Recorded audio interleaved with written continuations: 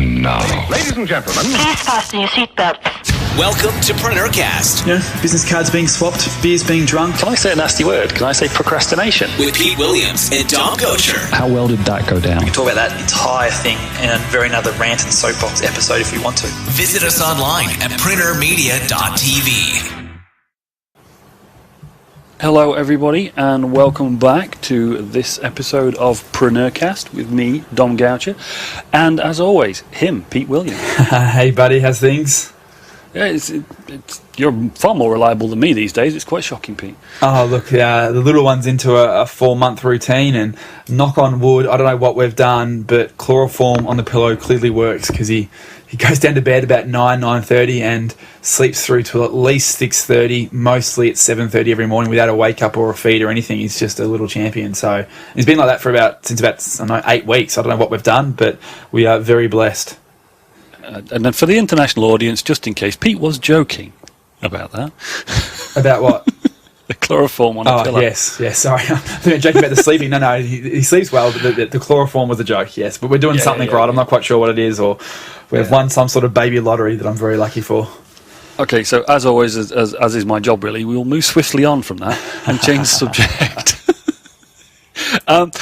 I've been really busy this week.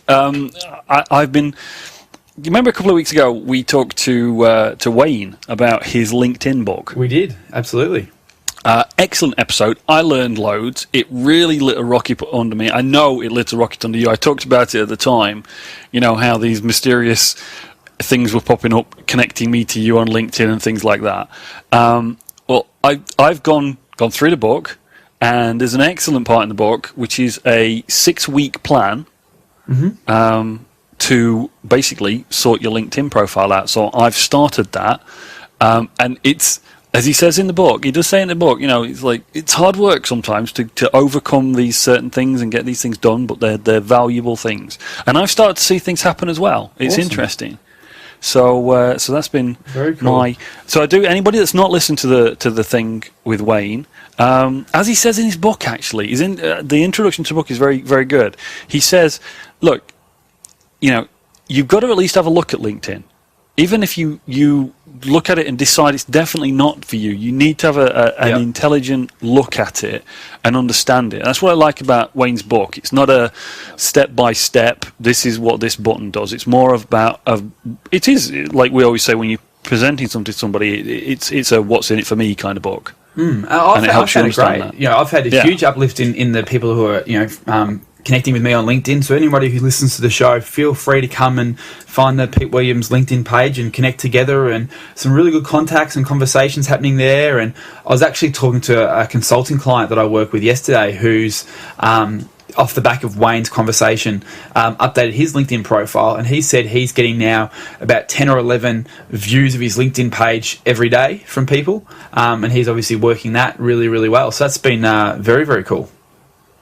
Yeah, the silly thing for me is it's increased my workload because I've got to actually think about what I'm writing. He's quite straight. He's quite, you know, he expresses the importance and things anyway. But folks, go back and listen to that if you haven't listened to it. Do look at LinkedIn. Do look at Wayne's book. Highly recommend it because you know and as always, we are doing what we're talking about on the show. This is not like somebody trying to sell a book who's turned up. You know. No, that's the reason we wanted to do the interview, because I kind of had a LinkedIn profile which was, as you said, B- at best. I think he gave me a rank on originally, and I wanted to, you know, investigate LinkedIn for our businesses and what we're doing. So hence the conversation with Wayne. But something really cool that hopefully you've seen, maybe you haven't. If you're new to the show, welcome. But we've actually got a bunch of Wayne's books to give away to listeners to the show. We're doing this now with all authors. I thought, well, given the size of our little community here, well, it's not even little anymore, it's quite large really, with the amount of downloads and listeners and all that sort of stuff we have, we get to throw our collective weight around a little bit. So with publishers who approach us almost on a daily basis with guest ideas for their authors, we're becoming a bit of a go-to place for authors to launch books which is really cool. Heather, who we had on a few months ago, sent me a tweet yesterday saying she's been amazed by the response she's had from people who have bought the book and contacted her for work off the back of being on the show, which is really, really cool. But with this collective weight we're throwing around, we're basically now saying if you want to have a guest or an author as a guest on our show, you have to let us have some books to give away for free.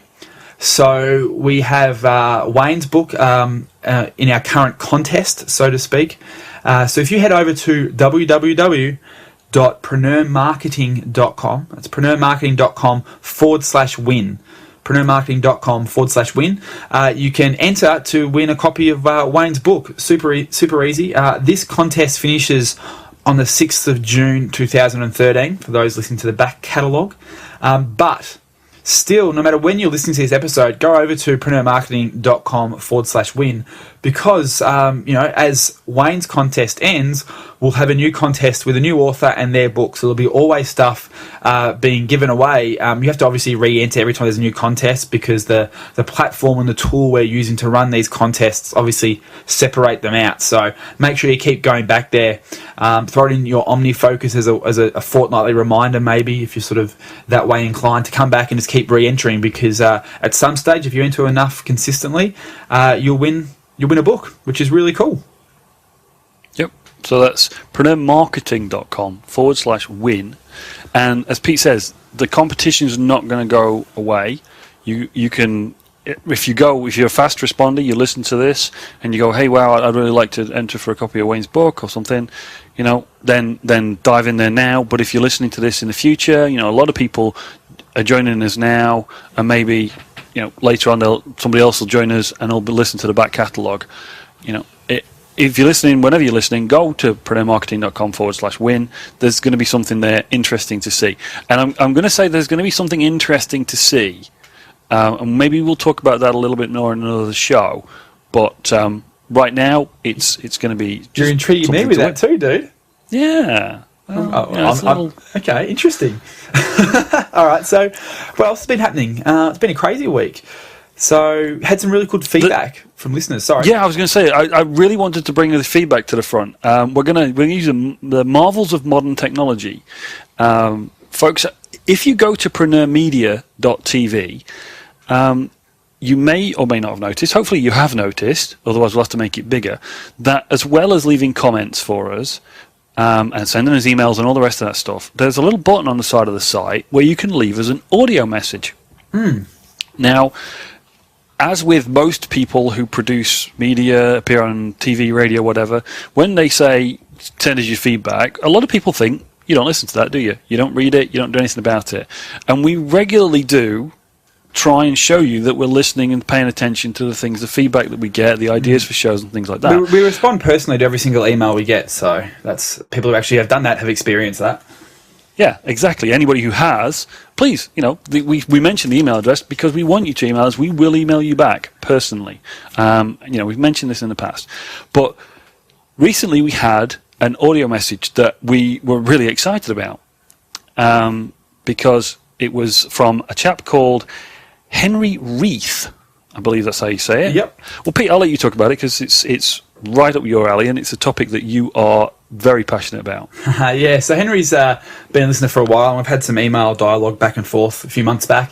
But recently he took on some of the tactics and tools and stuff we spoke about on a previous episode around publicity, which obviously, something that I'm very passionate about, as you just said, Dom, and had some huge success, got some great exposure in some Australian media, and I don't think he's actually even based in Australia anymore. He was for a while, but got kicked out for overstaying his visa, but he still was able to use some of the tactics and stuff we speak about and actually get exposure in the Age business section, I think the Herald Sun as well, I think he mentioned, which is a couple of two huge newspapers here in Australia for his business.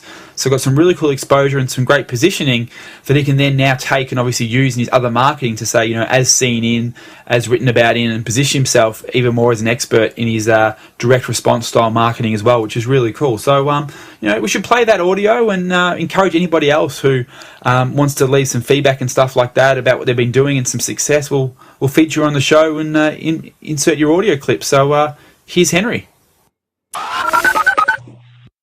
Hey Pete, hope you're well. Emailed a couple of months ago. You asked for business stories, and I told you about how I got banned from Oz for overstaying a visa by mistake. That wasn't cool, but hey, it happens.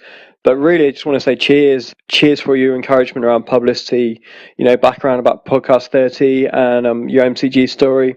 After a couple of mind-blowing weeks of business, anyway, just got topped off last night. Really, because irony of irony. I've appeared in the Sydney Morning Herald and Age as a business expert, photo printed, quotes the lot. So just couldn't ask for more. Really, feel really quite honoured, and that's all from you guys at the PreneurCast and all your good work. So cheers, mate. Thank you very much, and keep it up. So yes, folks. Just pop along to PreneurMedia.tv, drop us a line in all the different formats, but please, we love to feature you on the show if you've had success with anything that we talk about, whether it's just a personal feeling of success and growth within your business, or whether you've got the tangible examples like Henry had in that little recording there. We want to feature you. We love to know that we're helping out. That's really why we're looking for these comments and the feedback. We want to know that we're helping. Because that's what we're doing this for. We're not in it for the money, as it were. So with that said, Pete, should we dive into what this week's show is about, which is a conversation between you and a chap called Dan Norris from a service called Informly. Which has been really cool. I've been playing with Informly as a user for a couple of months now, and it's been really, really cool. So I thought we should get Dan on. He writes some amazing blog posts and have a chat about what he's up to and all that sort of stuff. Now, just to lead into this, because as your kind of intro into this one was because I know Informly is about data and numbers, tracking data, measuring things in your business is something we've talked about a lot. We did a whole show on it a while ago. Yeah. So this as soon as I heard that you were going to talk to Dan, I thought this is right up Pete's street. But folks.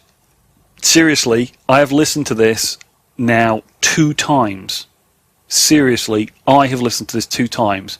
And I have got so much out of this interview, so much out of this conversation with Dan, between Pete and Dan, that I recommend listen to it if you are out jogging, walking, whatever you normally do, washing the dishes, listen to it, but listen to it again with a pad and paper or whatever your favourite note-taking device is, because there's some gold in here, some really solid advice.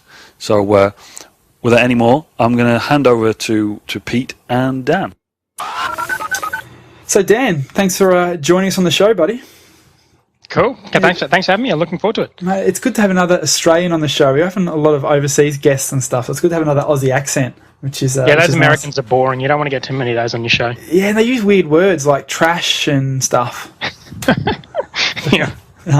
So I guess the main reason I wanted to get you on is just to talk about data, in a fun Aussie way, because I think stuff that we rattle on about on the podcast so often is the importance to actually know your numbers and know your data, and the 7 levers, which is a framework we talk about so often here on the show, is all about knowing your numbers and continually working those. And with Informly, which I'd love to talk about in a moment, you're very much all about the data. Is that a fair judgment of you? You're all about the data? Yeah, I am. I've sort of put together a lot of content on my site about this, and like you say, you want to have a fun conversation about it. It's going to be hard work, but I try to do that. I mean, I try to help people understand some of the important things and try to ignore some of the stuff that isn't so important. And I think that's a big challenge for people in business. Yeah, I think one of the things you wrote about, which I remember reading recently, was I think you called it vanity data or vanity analytics. Yeah, vanity metrics. Yep. Vanity metrics, that's it. So many people are out there looking at stuff that makes them feel good about their business, but doesn't actually really help the bottom line. Is that a fair comment? Yeah. Well, it's not that it doesn't help the bottom line. It's that it's not actionable. And I'm actually a huge fan of vanity metrics. Every month I put a monthly report up on my site, and if my traffic's going up, I put that bad boy right at the front. And I'm always, every Friday on Facebook, I post up a bunch of vanity metrics about how much traffic I'm getting and how many likes I've got on Facebook or tweets on Twitter and all that. And it's all good, but you can't make decisions based on that. And I think a lot, like so many people do that. They basically look at how much traffic they're getting, and wow, my traffic's going up, therefore I'll keep doing what I'm doing, or it's going down, therefore I'll stop what I'm doing. But things like traffic volume and vanity metrics like that aren't things you should be making decisions on because they just don't contain actionable information. And I want to dive into that in a moment, but is there a reason you give so much of your own transparent data away? Is there a marketing and content reason behind that? Because so many people are so protective about their own data that A, they don't even look at it because they're scared to what they see, but B, would be very reluctant to actually share it like you do. You're very transparent in that, which I do love. Well, for one thing, I am not a funded company, so I don't have anyone telling me what to do. So I can put whatever the hell I want up on my blog, and I put some fairly inappropriate videos up there that you can check out as well if you want. But I think it's a mindset thing, like we were talking before the show about, some people just love teaching and love sharing, and I just really like sharing all the information that I know about my business, what I've learnt. My monthly reports basically say how things are going well, what things aren't going well, what things I've implemented through the month that have worked and which ones haven't. And it makes for very, very good content because people don't just want to see all the stuff. They don't just want to see the vanity metrics of things are going well, but they want to know things you've tried. And, I get some good advice on there as well. From ideas from people on what I can try, and it's just a good way to engage people, and it's content that people really like. Yeah, I love it. You got like your download stats and your conversions, and even to the point where you're actually showing your revenue as well, like how many paid clients you got last month and stuff like that, which is really cool. Yeah, well, I think a lot of people are. I mean, obviously the precedent's been set with that, with people like Pat Flint. People have been doing that for a long time, but startups are a little bit more cagey with that sort of thing because they're kind of trying to impress investors, and they're sort of more focused on sign-up numbers and vanity metrics like that that'll impress investors. And I'm just in the fortunate position where I don't have to impress anyone, at least for now. Exactly. And I think it's good content for people because a lot of people just don't know. They don't really know how successful these startups are. They don't know how much traffic they're getting or whether they're actually making any money. So I think it's good for people to know how much effort someone's putting in and whether or not it's resulting in money and all of those finer details. Yeah, I think it's really valuable on so many levels. So I guess to give some context to this as well, we've mentioned you're a startup and you're not funded. Do you want to actually give some context to what Informally actually is as a service and how it came about and start with that? Yeah, so there's probably two sort of slightly different versions of Informally. The background of it was that I had a web design company that I sold last year, and as part of that company, I used to send my clients monthly reports. And originally I started putting them together myself, and if I have to do anything for more than one or two times, then I just get so bored to the point that I just can't do it anymore. So I quickly outsourced that. But even outsourcing it wasn't a solution because I'd get a whole bunch of human errors, and it would take us 2 weeks to put these reports together. And by the time people got them, it was kind of 2 weeks before the next month. Yeah. So that wasn't a solution either. So I built a system to automate a percentage of it. So it's kind of pulled in data from analytics, and we kind of tweaked it and put in comments and whatnot. And we use that internally, and that sort of became the agency version of Informally, which effectively does exactly what I've said, but does it all automatically. It goes off to Google Analytics and goes off to Google rank tracking and MailChimp and places like that, and pulls your clients' Aweber, all that sort of stuff. Yeah, right? So a bunch of different places, and pulls all those stats into one report and includes your logo and sends them an email every month. Yeah, so it's obviously, I guess, primarily targeted towards agencies who want to sort of do this, web design agencies and marketing agencies who want to be able to give these reports to their clients. But if you're sort of on the coalface and want to keep your finger on the pulse as a small business owner, you could obviously come and use Informally to actually get stats sent to you on a regular basis. Is that right? Yeah. So the sort of, I guess, small business version doesn't like enable you to add in a bunch of different clients, but it does everything I've talked about, and it enables you to add in your charts, and it'll send you an email every day if you like, and show your charts within the email, so you don't have any attachments or anything. It will just send you a HTML email with your revenue and your visits and all that kind of stuff.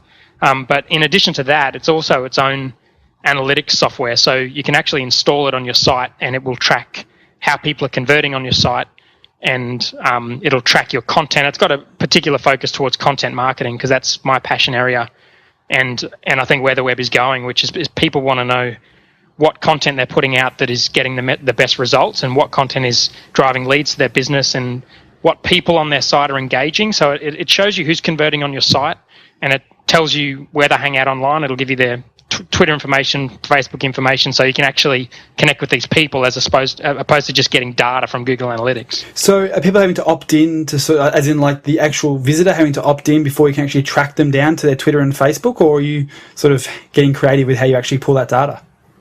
No, so it connects with your opt-in form. So so you put the tracking code on your site, and if someone opts in on your site, just like it would automatically add their email address to MailChimp, it also adds it to Informally, and then we use social APIs to get their social data if it's available. So it's publicly available data if we can get it. I mean, a lot of the time we can't get it, but so maybe like 50-60% of people, we get the information, and then we can return their clout score, so you know when influencers have signed up to your content and all that kind of stuff. Very, very cool. That's an awesome. That's a part of the service I wasn't even aware about myself. So that's very. It actually cool. only just launched it yesterday. Oh, mate! So fingers on the pulse right here on the PreneurCast. That's very cool. That's it, and you knew that too, didn't you?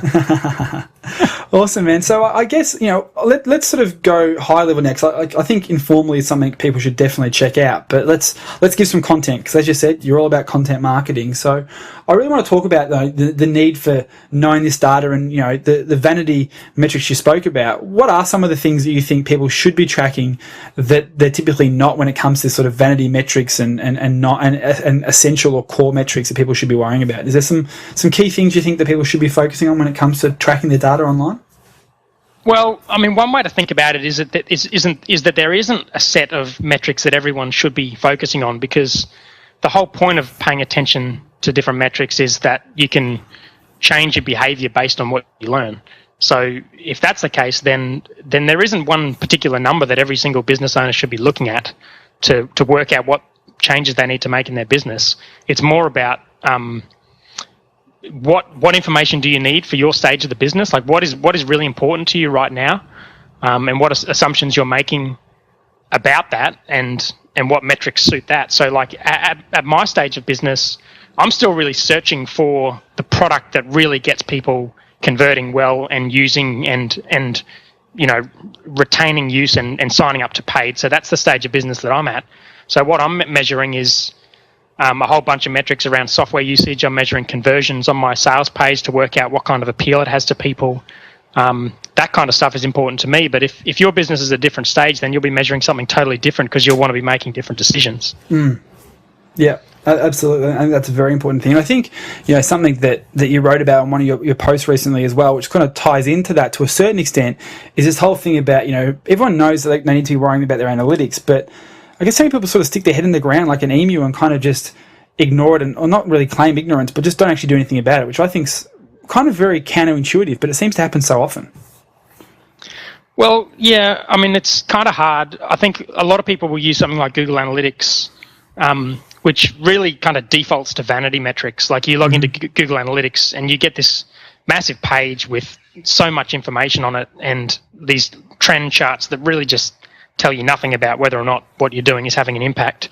And you really have to delve in. You really have to know Google Analytics to get any value out of it. And so I think a lot of people hit that hurdle.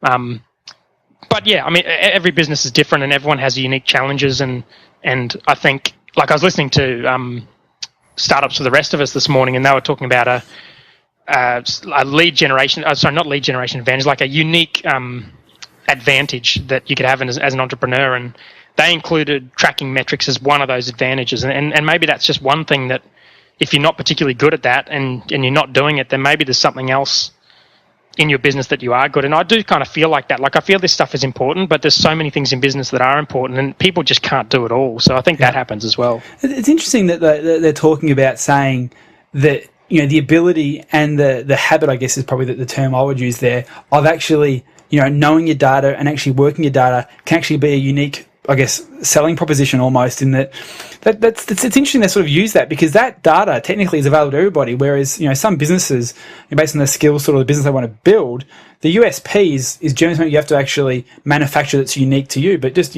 knowing your data as a USP is a very interesting kind of concept, I think. Well, it's not so much a USP. Their audience is solo entrepreneurs, and their whole message is what have you got about you that enables you to do something that other people can't do. But what I will say is the data's not available to everyone, because generally there's a level of effort required to set up things to actually get the data. Vanity metrics are available to everyone. Most businesses can tell you whether their revenue is going up and down or whether their traffic is going up and down. But getting the really detailed stuff is often requires a leap that a lot of business owners don't take. I remember sort of reading somewhere too recently about like most people still use spreadsheets as their data sort of source and stuff like not actually using sort of proper software and analytics, whether it's Google Analytics or other services like Informly to actually give them that deeper dive. Yeah, well, in like the business intelligence crowd, I think spreadsheets are still the number one BI tool, and I think it's the error rate is something like 66% in a spreadsheet. So there's that. Yeah.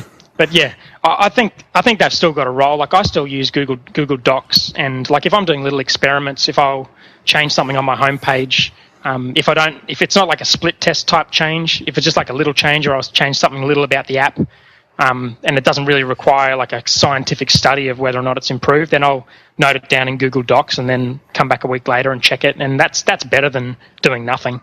Yeah, I guess I think you're absolutely right. Something is always better than nothing. Having some sort of progress or some sort of analysis or reporting on any level is better than none, because it starts to build that muscle that is the data analysis, which makes so much of a difference. But it's interesting that so much time people spend, or so little time really people actually spend doing this sort of stuff. One of the blog posts you wrote about as well recently was sort of saying stuff like was that most people spend the majority of their time still conducting the actual service of the business with less time, like almost the second last thing they actually use of their time is actually to doing analysis of data, which I find bizarre. Like, it should be the other way around. Like, the actual giving of your service is very mechanical. That's what staff and systems and processes are for, whereas marketing and analytics and data and sales is what everyone should be spending their time on as an entrepreneur, in my opinion.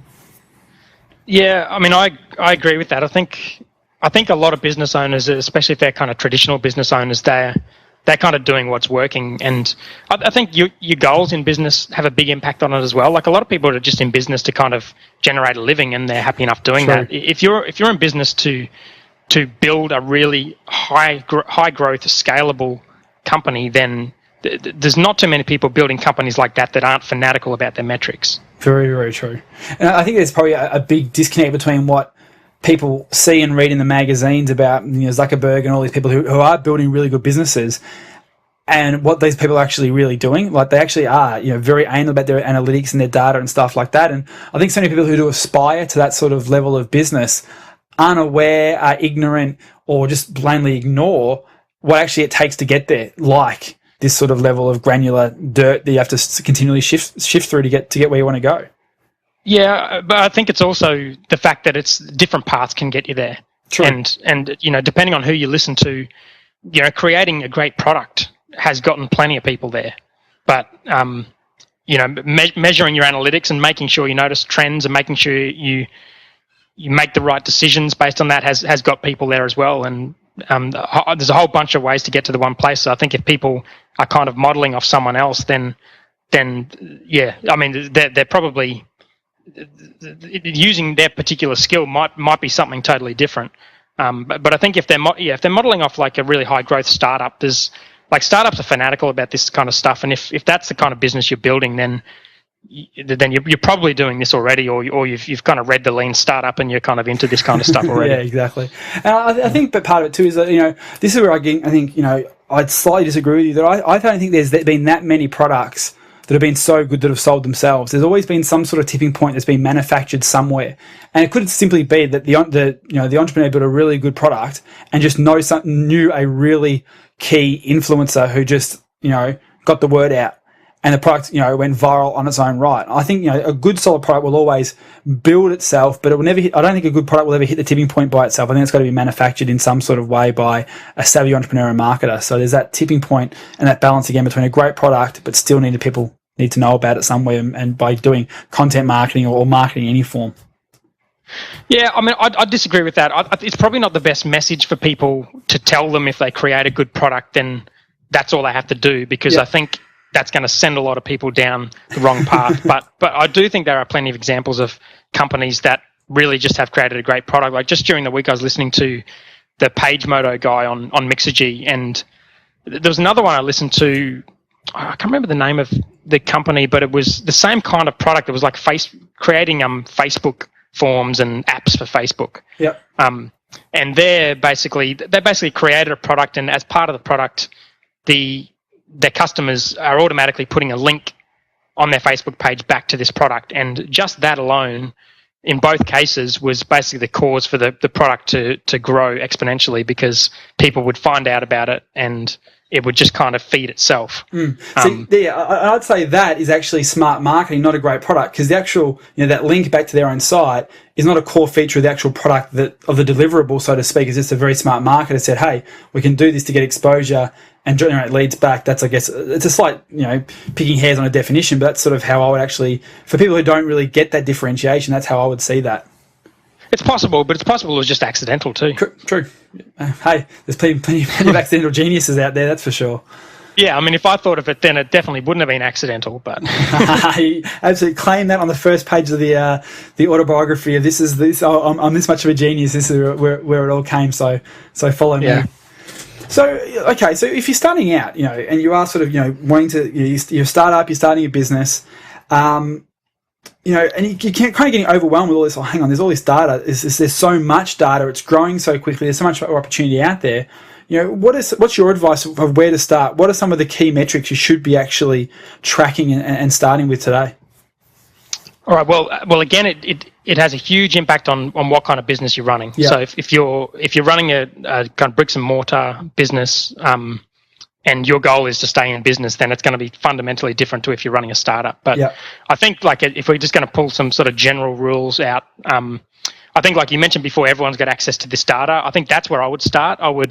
If businesses are still using old school accounting packages like MyOb, and they're using, systems that are sitting on people's computers and spreadsheets, then there's a fundamental problem there, that they really don't have access to the data and they can't do smart things with the data because it's stuck on people's computers. So getting your data into the cloud and using cloud-based systems is the first starting point, because once your data's in the cloud, you can use systems, that pull the data together, that help you make sense of it. You can have your systems talking to each other, which helps you make sense of the data as well. So that's probably a good starting point. So this is like the Xeros of the world, and different online CRM packages and stuff like that, rather than be sort of old clunky MyOb style or Quicken type solutions. Yeah, exactly. I mean, that's just accounting, but it could be anything. It could be a CRM. It could be the way you're emailing people. Like if you're sending out an email from Outlook, then you really have no data on the people, whether they're engaged with you. I just had a chat with Trent from Bright Ideas on my podcast about Infusionsoft. Yep. And I don't know, do you use Infusionsoft? Have you seen it? Or? No, we actually use INTERSPIRE Email Marketer. We're in the process of changing over we were using Aweber and MailChimp in a couple of different places for different parts of the business. And we're actually moving a lot of it across to a self-hosted scenario. So we have a lot more control, not only of the data, but also of what's actually happening with that. So we're in the process of writing like a huge report. It's going to be about 45 pages about why we made the move, how we made the move, and it's going to be up on the blog probably in about, I'd say, 3 or 4 weeks' time now. Well, that sounds interesting. Yeah, I used to use that in my agency. I used to have an installation of it, and we'd sort of on-sell that to clients. Yep. But I mean, the Infusion stuff will blow people's mind of what it can do, and that's what I mean about the data. Like once you've got your purchases, your customer data, your email data, your website visits, all of this information all in the one place, or even just all online, then you can do amazing things with the information. If you don't have that data there, then you can't do anything with it. Yeah, absolutely right. So that's the first thing, is obviously to start at least tracking it somewhere, somehow, for sure. Yeah. So the other thing I'd say is, one of the biggest takeaway from a book like The Lean Startup, if you can manage to get through it, which is a challenge in itself, but is just this kind of mindset around thinking about things in little experiments. And so rather than, and so many people do this, like I see people kind of sitting around spending hours debating whether or not they should, make this particular change on their website, or whether they should, produce this video, or whatever the case may be. This kind of stuff can be so easily tested, and this is the whole message out of the Lean Startup, is just do what is absolutely minimal to give you the data that you need to actually make an informed decision, rather than making so many assumptions about it. So rather than talking about whether you should have a video on your page and debating it for 3 weeks and then putting it up and just hoping it works, then just put something up that's quick and that does the job, and measure it. And if it does improve, then then it's the right decision. If it doesn't, then then you've measured it and you can change your mind. Oh, absolutely. And this is something that, Simply Headsets, the e-com site, like the way that site is right now, and we've got a new site coming live in about a week and a half, hopefully, just about to finalise it, making a big move from platforms from Joomla to Magento, and a whole other discussion about that. But if you look at the evolution on something like Wayback Machine, sort of the site over the years, you'll see it's completely changed. Some of the colour schemes changed, the layouts changed, and that's been just purely based over a number of different split tests. We're continually running on the product page, on the category pages, on the home pages to increase conversion and stick. And it's, it's one of those things, is like if we internally, did what we thought, the site would be a completely different beast to what it is now. We don't care about that. It's about, the people at the end of the screen with their wallet and their credit card in hand wanting to do a transaction. It's what makes them motivated to actually move, not about what we think is pretty or what we like. Yeah, that's a good point. When it comes to website stuff, there's amazing tools out there that you can use to measure all this stuff scientifically. And I guess there's 2 points I'd make about that. One is, you're right when you say when they take out their wallet. So that's one of the problems with the vanity metrics, is you're measuring a whole bunch of people coming to your site if you're looking at traffic, but if they're not buying anything, then they're totally useless to you. If they're not performing actions on the site. So that's where I think people fall down, is making assumptions about what people will do, even if they tell you they will do it, is the wrong way to go. And I've made that mistake in my own business with Informally, with basically launching a product that people didn't pay for, even though people told me they would pay for it, and I thought it was a good idea. But this is what happens to people, is you kind of think of these things and think they're going to work, but until you measure it, until people have to take their wallet out, that's really when you find out whether or not what you're doing is valuable. Absolutely. Yeah. The thing that I continually laugh at and love so much is Jimmy Kimmel has a like the Tonight Show, in one of the late night talk shows in the US, and he has this segment where they basically go out to things and ask people questions that are basically lies, and get people on camera to agree to it. So, like, recently they went to Coachella, the music festival, and had this reporter go around and ask this random people at the festival, at the event, are you here to see, the artist's way, like, a fake band's name?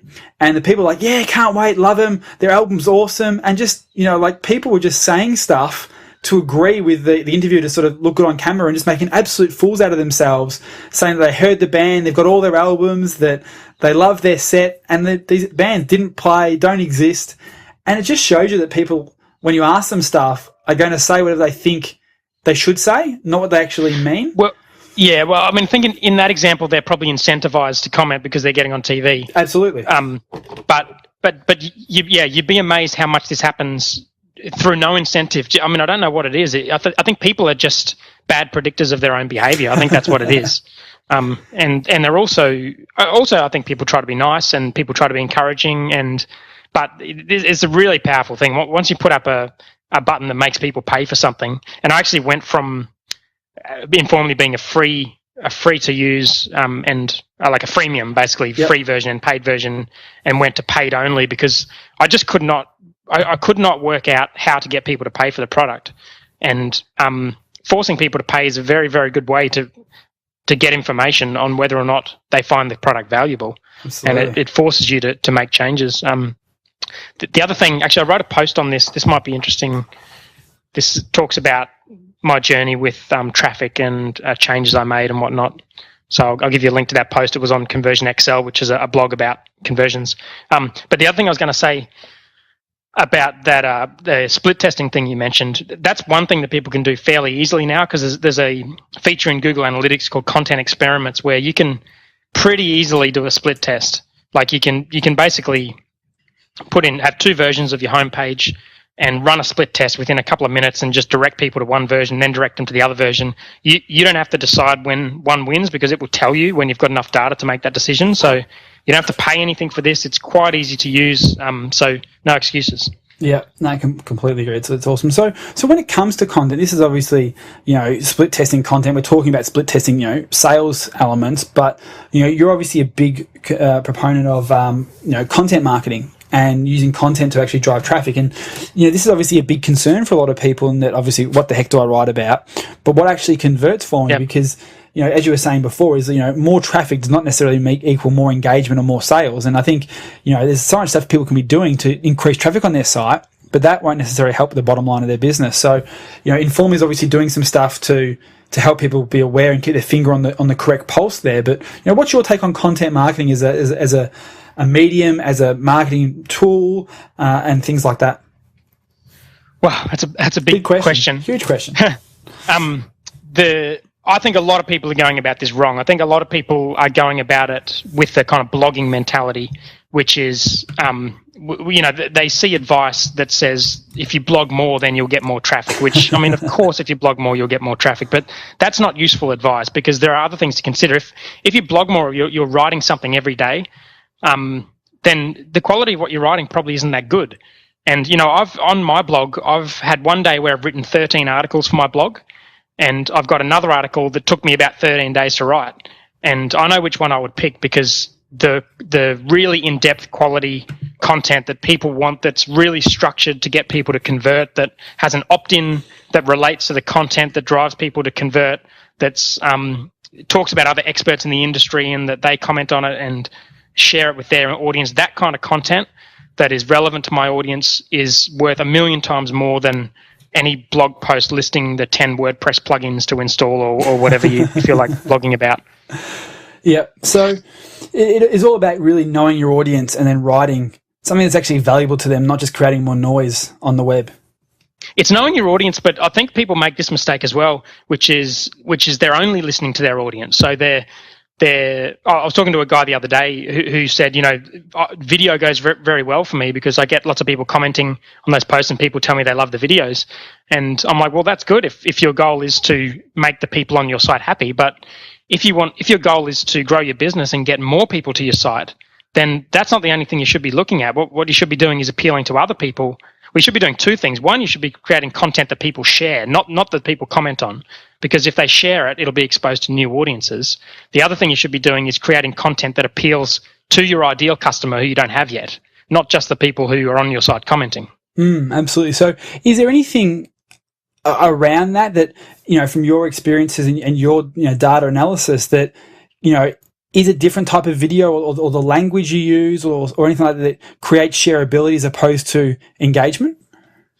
Yeah, there's a bunch of things I do. One is the software informally actually tells you which ones of your blog posts have higher share ratios. So one little trick that I do on my site is rather than having like a lot of people have like a recent post widget on their site, which is kind of pointless because people know they can go to your homepage and find your recent posts. But one thing I do on my site is in the widget on my site, it won't have my recent posts. It'll have my top posts, and it's not some plugin that automatically determines my top posts. It's a text widget that I've created that has links to the posts that I know have high sharing ratios and that I know have high conversion rates. So informally tells me which posts of mine are more likely to get shared, and it tells me which posts of mine are more likely to drive conversions. So they're the posts that people see in my sidebar when they go to my site. That's very cool to sort of have that control, and I think that it's not about making it all automated too. Sometimes there's room for doing stuff manually, but something else that I've seen and people discuss on and love your take on it is comments or no comments. Comments. You're for comments. Comments. Yeah. I mean, there's one of the things I talk about in a lot of my content is, and Informally is kind of set up this way in that I almost hesitate to use the word analytics for the product because what it really does is it tells you who is on your site. And it will also tell you if they comment. If you're using something like Discuss, we can find out if they comment. It can tell you if they share it. It can tell you if they click on a link in an email. And these are people. These are the people who are in your audience who are probably want to pay for your products and services if you've done your job right and got the right traffic to your site. And they're people that you want to engage. So you want to know who these people are and you want to engage with those people and give them what they want. And comments are a good way to do that. I don't see any argument for no comments other than bloggers too lazy to respond to people in their audience. And if you don't want to talk to people in your audience, then what are you doing in business? Very good call. I think the alternative to that, which I think is always an exception to the rule, is the whole Seth Godin school where he has posts. Seth Godin is the worst example anyone can ever use about best practice because he's Seth Godin. Yeah, he's that obscure 1% of 1% who is just out there. Just because he's out there, you shouldn't always, model off him. No, I mean, he's a freakishly brilliant guy, and there's a lot of stuff you can learn from him, but don't model his approach of putting content out there, because he's probably one of the busiest people in the world. He's doing it his own way, which is actually a good thing to do, I think, is to do it your own way. But don't copy his tactics. Copy the strategy, but don't copy the tactics. I think that's a huge thing. Because strategy and tactics are two very different things. And so many people, what they're doing is, as they're sort of trying to grow their business and their marketing, is they look what someone's doing and all they see is the tactics. And then they make assumptions about that strategy. And then just go and copy. It's a huge mistake, and I think like my strategy is basically to create content that appeals to people in my target audience, and also content that I know I can do a really good job at creating. So, if you look at the content I've written on my site, that's the best I can do. That's my skill set. If I was to try, I have tried to do videos, and I'm just not very good at videos. And I do podcasts, and I'm just not that good at podcasting. But I'm quite good at writing. Yeah. And so that's what I do. So if people are trying to copy what I'm doing, then don't just start writing long blog posts, because that's the tactic. But the strategy really is to do what appeals to people, learn what appeals to people, and also do what I'm particularly good at. Yeah, absolutely play towards your strengths, and tie those strengths into your strategy so they can be the tactical implementation of that strategy. Yeah. Yeah, very cool. Well, let me ask you, one final question, Dan. This is a question I ask, most guests on the show. Is what's the one question I haven't asked you that I should have? Okay, I wasn't prepared for that question. No, what's one question you should have asked me? I guess I would probably ask guests what they've done that didn't work was probably be one thing I'd ask them, and I'd probably ask them how much money they were making. Very cool. So obviously, from your perspective, both those things are very transparent on your blog posts. But is there any one particular thing over the last few months that you've written about that has failed that you've obviously shared on one of those posts that you think's worth sharing here as well? I would probably pick, like, if you've got people in your audience that are kind of software startup type businesses, then one thing that I found really hard to make work was having a free version of the product. Yep. And I think the reason is it's very, very easy to measure if someone pays versus if they don't pay. Whereas it's very difficult to measure how useful something is if it's free. And it kind of works at scale. Like, it might work for MailChimp or Google or something, but it's very, very hard to do as a small solo founder.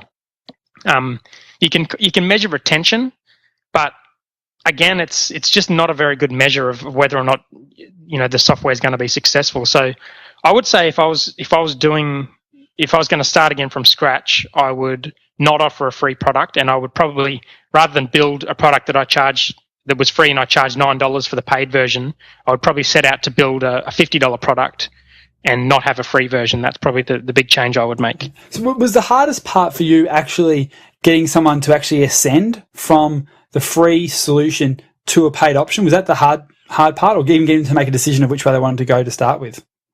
Well, that was the hard part, but I think the reason behind it was the product wasn't enough for people to want to pay for, and I found that out very quickly once I forced people to pay for it. But prior to that, I was sort of going off what people said, and people told me they thought it was good. I had 3,000 people sign up for the free version of it a month after launching. So I had probably 1,000 people opt into the emails. I had about 1,000 beta testers, and I had about another 1,000 after I launched. So after about 3 months of working on it full time, I had 3,000 people who'd signed up to use it. And these were all things that were looking pretty damn good to me. I was very happy with all of this, but when I started to try to get people to pay for the kind of the better version of it, I couldn't do that. And the problem wasn't that my systems for getting people to upgrade were faulty. The problem was the product wasn't something that people wanted to pay for. And so that's what I learned, and that I could have learnt a whole lot quicker if I had have just started with a paid-only product. Do you think that had anything to do with the nature of the actual solution? In terms of, like, as you pointed out earlier, and you've written on your blog post a few times, that people claim ignorance of data, that they don't want to know about their data. Do you think that had anything to do with it as well? Yeah, I mean, I think it fundamentally, if people are going to pay every month for something, then it needs to do something more than tell them information. Like, unless if they're like the way I designed Informally originally was basically this is like the analytics package for people who don't like analytics. It was like super simplified information. Yeah. It'll tell you what's happening this month versus what's happening next month, last month, and whether things are going up and down, and that's it. So it was basically trying to simplify analytics for people. But the problem with that is the people who want to pay for analytics software are people who are really, really mad into it. And everyone else doesn't want to pay for analytics software. They want to pay to have problems solved. And I'm doing that now with the current version because I'm helping people increase conversions and, create better content because they better know their audience and that kind of stuff. That's solving problems for people doing content. But just giving them the data isn't really enough of a solution for people to pay for. Yeah, I think that's a very huge distinction. Is just information is one thing, and you can see it online these days with news. And we were having this discussion in the office yesterday. It's similar, but definitely different. Is that information is free fundamentally, even sort of to a certain extent. The data you're producing was somewhat free in analytics and other places. The value is going to be in the analysis of that data, the actual advice that comes along with it, and that's obviously the switch you made only a couple of days ago, which is very cool. Well, I mean, what people want is solutions to problems, and I get asked literally I would say close to every day, can I provide this particular service? And I don't want to provide services, and that's why I'm building a software business. So I have to say no almost every day, but I know that that's what people want. People want people to fix their problems. Everyone wants a higher conversion rate. Everyone wants more customers. A lot of people are prepared to pay for that, but I need to find a software solution that basically gives those people what they want, which is kind of tricky, but it's easier now that I'm making people pay for it because I know, if I get 100 people sign up and none of them pay for it, then my product's not good enough. Absolutely. That's very, very cool, man. Well, Dan Norris of inform.ly, mate, appreciate your time and being on the show. Awesome. It's been good fun. Thanks for having me. Well, as I said before, folks, I have seriously listened to that thing twice. And I'm probably going to listen to it again, actually, and make some more detailed notes. Awesome. Because I really just thought, I wasn't expecting the range of information and topics that you got out of Dan there, Pete. I thought it was going to be a bit of a love-in, you and a data geek. I thought this is going to be a bit, but it was awesome, man. The son of a maths teacher and a data company engineer could have been very scary. That's right. I mean, it was just, but no, I mean, it was great. I mean, and the thing is, this is really important, and maybe I should even have said this up front, but there's stuff in there that was relevant to any type and scale of business. That's what I thought was the most valuable takeaway from there. He talks about, you both talked about general concepts that we've talked about before, about, the idea of what you measure gets managed, but also, in our numbers episode, it came back and it was actually, oddly enough, it was Dan that said it, not you. Something that we raised in our numbers episode, which is that it's no good just measuring things or just having numbers. You've got to know what the numbers are for and what they mean and what to do about them. Yeah? Yeah, absolutely. And what I actually found, I mentioned this a couple of shows ago, what I found interesting was listening to that interview, having read the book that Dan talks about. He just makes an offhand comment about it. He mentions a book called The Lean Startup by Ries, and it's something that I read a long time ago, and I reread it recently, so it was fresh in my mind when I listened to this interview, and I was keying off of ideas that are in the Lean Startup, and listening to Dan speak, and you could tell just before he even mentioned the book, I heard him say a couple of things, including a term called vanity metrics, which is something that you picked up on as well. And that's a big feature in the Lean Startup. And it's a very... Go on. I was just going to say, we should actually try and get Eric onto the show. I would love to do that, but I'm going to have to say something, Pete. Yes? You will have to read the book before you get him on. That is true. Out of all the books I consume, that is probably one of the most popular ones of the last 2 years that I haven't actually read yet. So it's sitting on my shelf, like about 95 million other books that I've been sent or bought or whatever. I think there was a great quote that, what was it? I'm going to really screw this up because I don't know who it was from, but I really love it. and it's something along the lines of, I was smart enough to buy the book, I just had to be intelligent enough to read it. Excellent. So there you go. It's a deep statement to end the show on. Folks, seriously, I wholly recommend the book. Pete, I wholly recommend the book. But that was an excellent, totally unexpected, but excellent conversation that you had there with Dan. With so many big things to take away that I can't even. I'll be on for another 10 minutes if I list them all. And maybe we might have a little bit of a chat about this, and maybe get Dan back on and focus him on some of those points, because I mean it was just great, folks. Cool. If you didn't get value from that, I'd be shocked. Seriously. Awesome. So let's wrap it up today. Let's remind people to take action in a couple of ways, which would be really, really cool. Obviously, as we said at the top of the show, preneurmarketing.com/win, W-I-N, is where you can enter to win a whole bunch of books from various authors that we have on the show. So check it out. Right now, there'll be some contests going on. The one at the time of recording, if you are listening along live, is Wayne's book on the power of LinkedIn success. But there's obviously other books going to be available once this contest ends.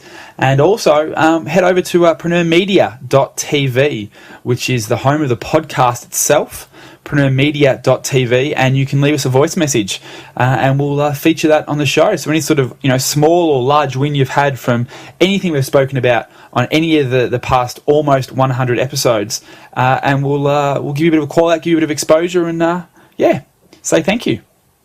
Yeah, it's amazing actually. This is episode 98 you're listening to right now. Dun, dun, dun. Dun, dun, dun. A couple more episodes and we'll be at 100. And folks, heads up, the 100th episode is going to be special. That's all I'm going to say right now. But look out for an announcement coming to you soon about the 100th episode of PreneurCast. All right, guys. See you next episode for number 99. See you soon, folks. Been enjoying another fine episode of PreneurCast with Pete Williams and Dom Gocher. Make sure to hang out with the boys online at PreneurMedia.tv or drop them a line via PreneurCast@PreneurGroup.com.